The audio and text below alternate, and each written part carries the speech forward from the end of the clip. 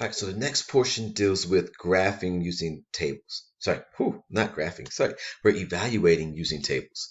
So we talked about graphing for examples 1 and 2. So now examples 3 and 4, we're going to talk about using tables to evaluate with operations and with composite functions. So I'm going to write this table down, and then you see there's an A, B, C, and D. So I'm going to write those down, and then we're going to work on those. All right, so example 3 again, we're going to go ahead and use the tables to help us to evaluate these. It's going to be very similar to what we did with the graphs. So for each one of these, we're going to, again, like we said before, we're going to just go ahead and set it up.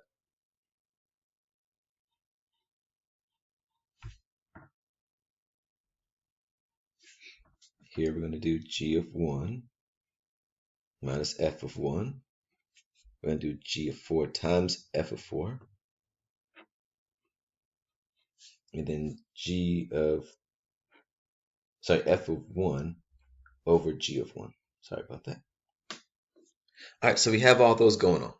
So now what we're going to do is going to take a look at the table again. They give you your x value, you must find the y value. It's going to be so simple. I think most people get this one easier than they do with the graphs.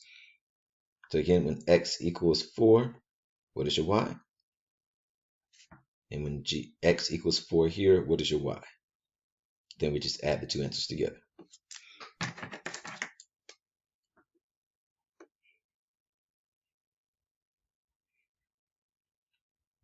Okay, so here, for the f of x portion, f of x, when x equals 4, what is your y value? That's right here. So we come down to 4 and then go over. So we get an answer of 1. So when x equals 4 for f of x, y equals 1.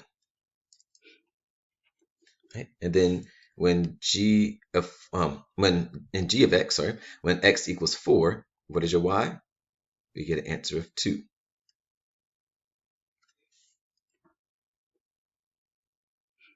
All right, so all we're doing is adding those two together. Equals 3. So again, just make sure we write it out from the original.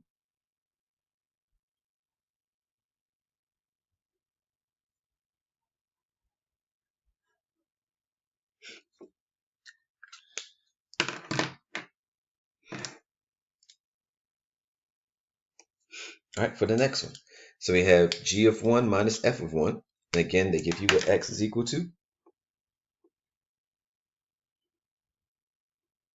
So when x equals 1 for g of x, your y is 1.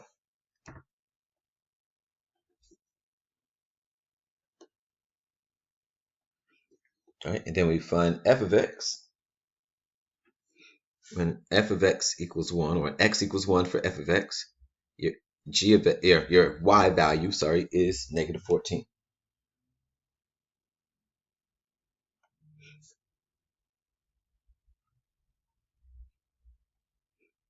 Right? So again, x equals 1 for f of x, you get negative 14. When x equals 1 for g of x, you get 1. All right, then we go ahead and combine them. And everybody should see that two negatives give you a positive, so 1 plus 14, which is 15.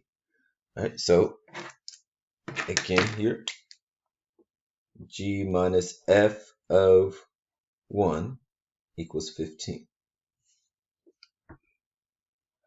And again, like I've said before, it's not about you getting the answer right. I don't care about no answer. I don't care about the answer. I care about that you actually understand why the answer is what it is, or you got the work for the answer. So here, again, I don't care if the answer is right. If your work doesn't match it, if you don't have any work for it, it's not going to happen.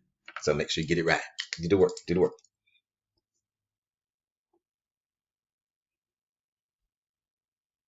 All right, so again here, we're going to look at g of x equaling 4, and then f of x equaling 4.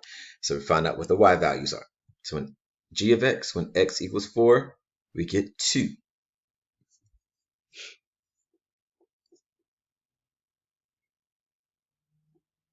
So g of 4, lost my train of thought real quick.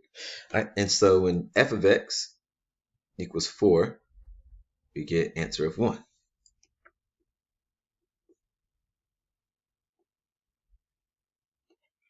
All right, and all we do is multiply them. So 2 times 1 equals 2.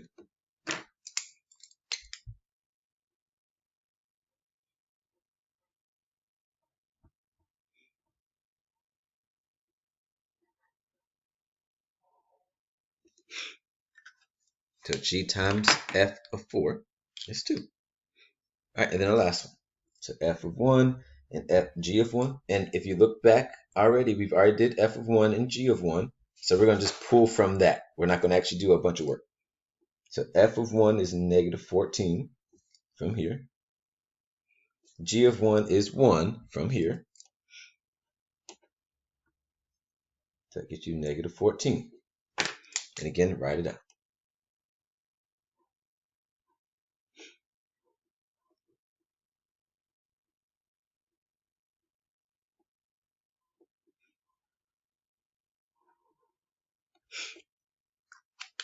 All right, so cool. We got those. Bam, bam, bam, bam. All right, so last thing is going to be dealing with the composite functions and tables. It's going to be our last example.